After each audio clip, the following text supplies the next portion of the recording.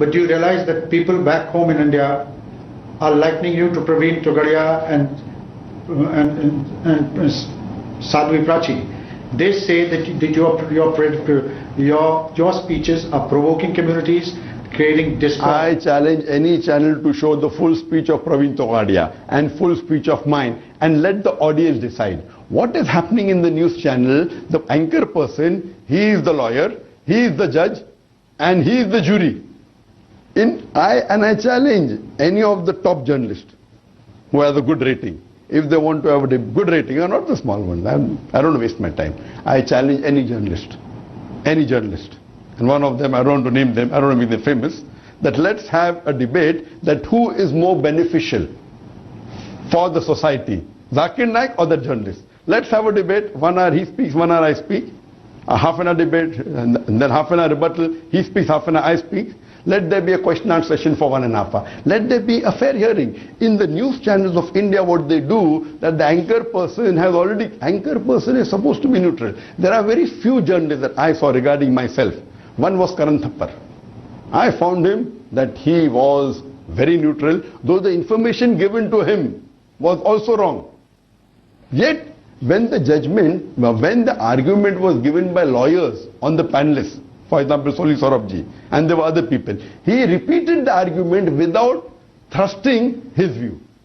What happens on the Indian TV, they start and say, okay, now we are going to prove that Dr. Zakir Naik is a terrorist, and they get 3 people for, 3 people against. Dr. Naik, it's very easy to blame the media. I mean, the messenger is always the one who gets blamed first. But in your speeches, I'm quoting from your speech, in one of your speeches you defended the concept of suicide bombers in certain situations. Now, is this not a support for ISIS? Never ever have I defended suicide bomber as a whole. I made it very categorically that any suicide bombing in which innocent people are killed, it is totally prohibited in Islam. And they are quoting out of context. Let them show the full lecture. Let them show the full question answer. A lot of people believe that your speeches actually inspire young men to take to terror. A lot of people, you may not be aware that Peace TV has 200 million viewers, the full Peace TV network. English has 100 million viewers, the Urdu has 80 million viewers, we are on 14 satellites, the Bangla is there, the Chinese is there, and there are 14 million fans of mine. If I was spreading terrorism, there should have been at least a million terrorists. In the full world, in the past 25 years, hardly you can name 10, 15, 20 people. So if I agree with you that you are right, there are more than 200 million fans of mine. And if 10 people misunderstand me, who's to blame? It's like giving an example. There is a doctor who has saved thousands of lives, but he could not save 5 patients. And you say, oh, you are a killer of patients. This is what the media is doing. And if this is the case, why have so many government give me award? Today, the most highest Islamic award in the world is the King Faisal Award, the service of Islam, the highest award, equal to the Nobel Prize of Peace. Equally, some governments have banned you from. Some no, one. Don't say some. UK and Canada? No, Canada hasn't banned me. Do you have any letter? This is the media, you show me. And how many countries have given me award? Highest award. Malaysia, Indonesia. Who said that? Indonesia. I was there 2 months back. First we'll come to Saudi, we'll go in order. Saudi Arabia last year gave me the highest award in the Islamic world, King Faisal Award for Service of Islam.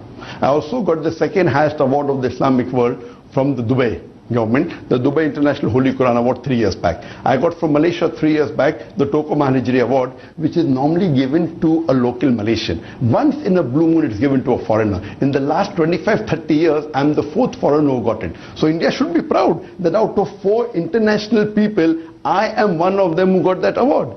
Furthermore, Sharjah gave me an award. Furthermore, Gambia gave me an award. So all these 5 countries, do you think that the intelligence of all these 5 countries, they are foolish? Do you mean to say that the Indian media is far superior to the intelligence of Saudi Arabia and of Malaysia and of Dubai and of Sharjah and of Gambia?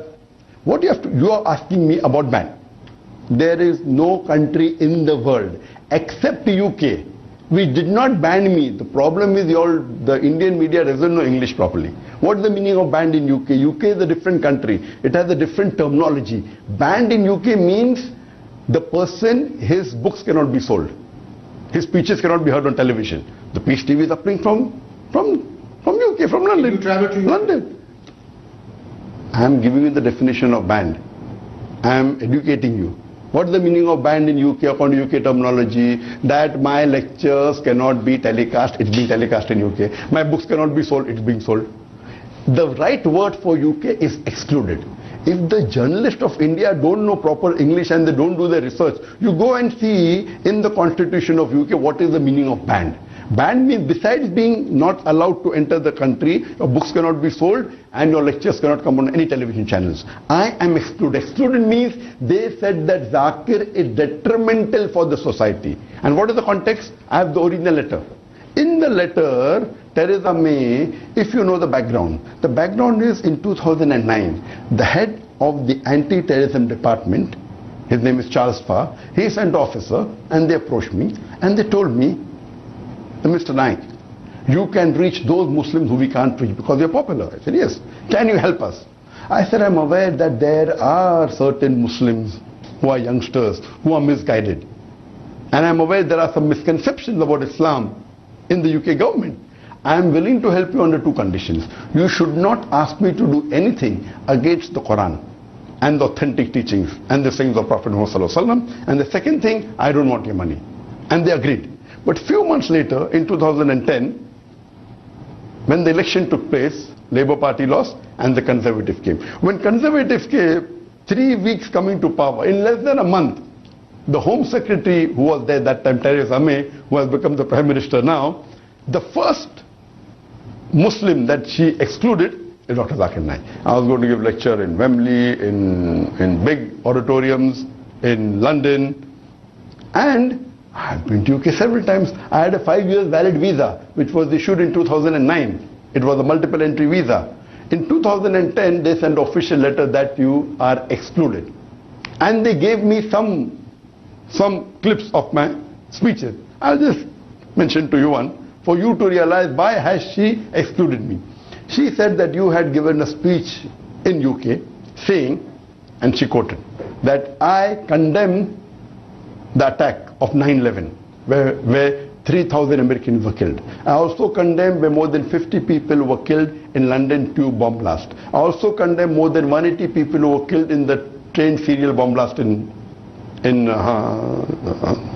Bombay, India. But I also condemn the thousands of innocent people killed in Afghanistan, Iraq and Palestine.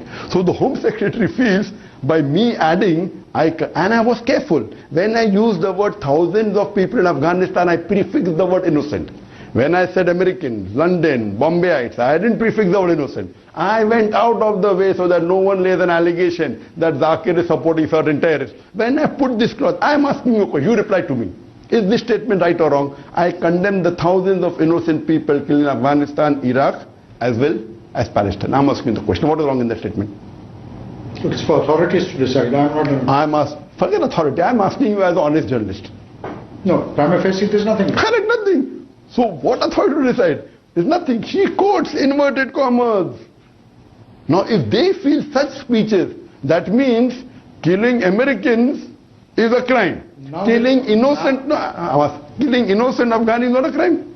Killing innocent Iraqi is not a crime. Killing innocent Palestinian is not a crime. So I'm asking you, because of this, I'm asking, when you said it is not a crime, why have they excluded me? In writing it is there. And anyway, this exclusion, when I asked my lawyers, they said for 3 years. Technically I can apply again. I won't apply. I don't want to. Why should I waste my time? On the question. So coming on any other country, there's no other country in the world which has banned me. You laid an allegation, I'm banned in Indonesia, I'm banned in Malaysia. In Malaysia, yes, there were certain Hindu organizations who wanted me to be banned. The government gave me, after they protested that Zakir should be banned, they gave me an award, the highest award of the country. I've been called by the king. I was just there in April. I met the Prime Minister, I met the Deputy Prime Minister, I met the Home Minister, I met the Religious Minister. I met 14 cabinet ministers and chief ministers and the king in a span of 4 days.